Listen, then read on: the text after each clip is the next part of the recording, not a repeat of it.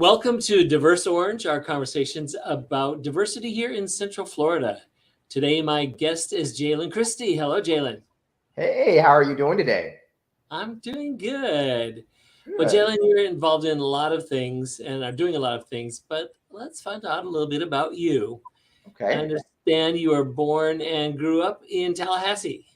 This is very true. Yes, I was born and raised in Tallahassee. I did elementary school, middle school, high school, and college in Tallahassee. I'm a proud graduate of Florida A&M University, and I moved to Orlando about 11 years ago. Well, Tallahassee is, we say you have to go north from Orlando to get to the south. And Tallahassee is much more a south place Yes, than Orlando. this is Did you true. grow up in a very African American section of Tallahassee?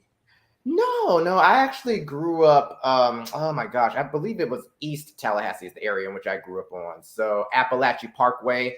For those of you that are tuning in that may be familiar with Tallahassee, that was the area in which I grew up around. So it was an eclectic mix of people in my neighborhood and where I was at. So, being an African American there Mhm. uh, was no problem. Did you experience any racial tension? Nah, not at all. I was very, very blessed. Tallahassee is I feel like Tallahassee is like the ideal place to raise a family. My parents were both born and raised in Tallahassee. My mom is one of nine children, and my dad is actually one of 13. And everyone was still in Tallahassee when I was growing up. So I had a lot of uncles and aunts and a lot of cousins, but I never experienced any negativity. Your I was family very blessed. owned Tallahassee. Yeah, my family has Tallahassee on lock. I feel like my mom is a local celebrity in Tallahassee. She's very involved and active in the community. I remember there was a time, Terry, when I went back to visit my mom and dad a couple of years ago, and there's this restaurant in downtown Tallahassee called Harry's Seafood. It's like the premier spot that people go to when it comes to fine dining and whatnot. And I went back to visit my parents, and my mom took us to Harry's so we could catch up and do lunch. And Harry's is the kind of spot where you need to make a reservation in advance. And I remember she hadn't done so. And when we walked in, there was a long line, and once the individual knew who my mom was, they were like, "Oh, we can automatically, Mrs. Christie, we can take you to the back. It's not a problem at all." So that's pretty funny. She has that kind of sway in Tallahassee for sure. Nice. Yeah. Moving to Central Florida, was that a change or just continue on? I think it was a little bit of a change, but I think it was a good change. So I think that Tallahassee is definitely a little slower than Orlando. It's definitely a little slower than Central Florida for sure. Even though it's a college town, so that's where it gets the bulk of its business. But moving to Orlando, there's many more things to do. There's always something fun going on every single day of the week. We have the theme parks, we have the bars, the nightlife. So that was a bit of a change for me, but I was willing to make that change. Now I don't see myself leaving Orlando anytime soon. And then I literally just found out yesterday from the University of Central Florida that I've been accepted into their PhD program in sociology. So that means I'll be in Orlando for at least another 3 years. So this is definitely where I'm staying put. Great. And you are involved in a number of organizations and doing a number of projects. Mhm. What are you most proud of?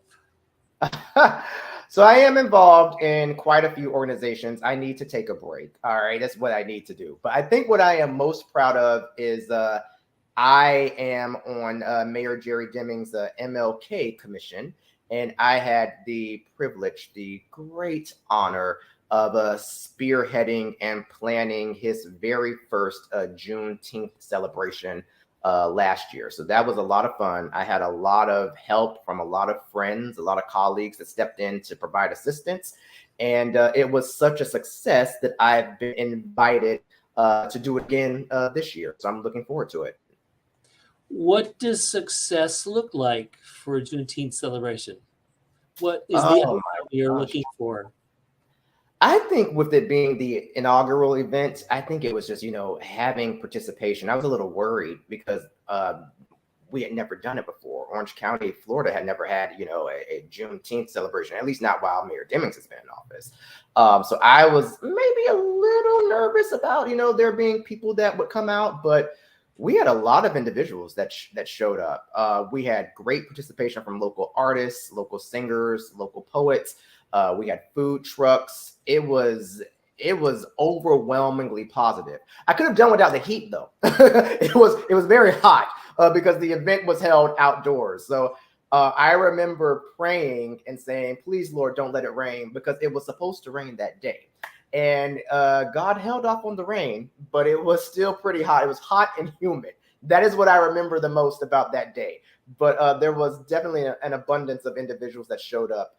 People of all ages, kids that participated in arts and crafts, older individuals that were able to come and meet the mayor and take some some key takeaways from some of the spoken word artists. So it was definitely a lot of fun and a great success. Super. Well, looking at Juneteenth and its significance to our world,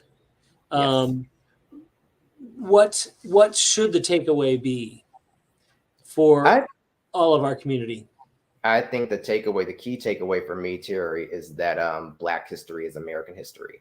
And sometimes I think what happens when some individuals talk about Black history, they tend to want to segment it into its own category.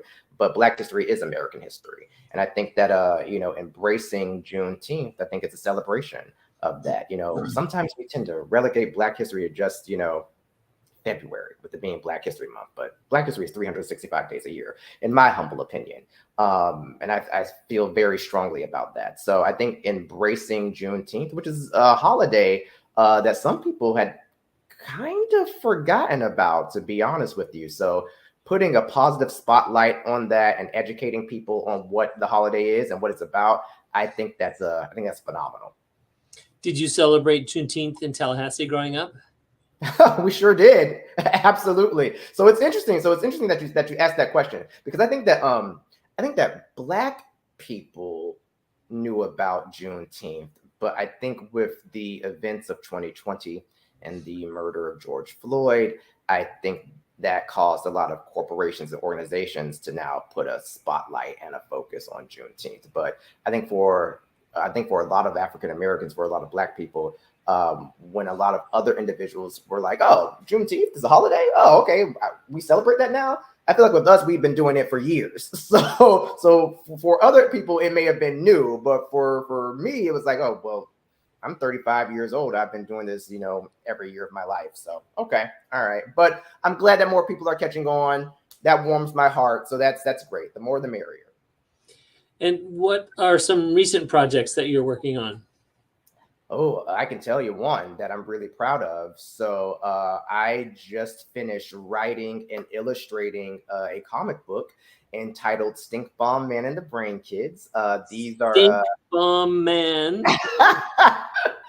Stink Bomb Man and the Brain Kids. That's right. So let me explain to you really quick. So these are actually characters that I created when I was in elementary school. I created Stink Bomb Man when I was in the 3rd grade, and I created the Brain Kids when I was in the 1st grade. And they're Black superheroes, because when I was a child, there wasn't a lot of representation in terms of superheroes, at least not when I was a kid, with the exception of the Mighty Morphin Power Rangers. The Mighty Morphin Power Rangers have always been diverse ever since they debuted in 1993. All right. But I created these characters when I was a child just for fun. All right. And then as I got older, I had aspirations of wanting to, one day turn it into a comic book series and maybe an animated series of some sort.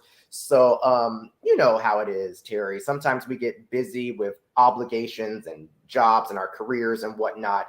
And that's kind of what had happened to me. Like I've been blessed in that I've become, a pretty successful public relations practitioner, which has been great. But, in my heart of hearts, I've always wanted to do comic books and do animation and things of that nature. So last year, I made time for myself. I said no to others and said yes to myself. And I was able to complete my comic book, Stink Bomb Man and the Brain Kids, a childhood dream that has now become a reality. So I'm pretty excited about that. Well, congratulations for that. Thank you so And much. for all the things that you're we thank you. So Thank you. there, but thank you for talking with me, and thank you for watching this issue of Diverse Orange.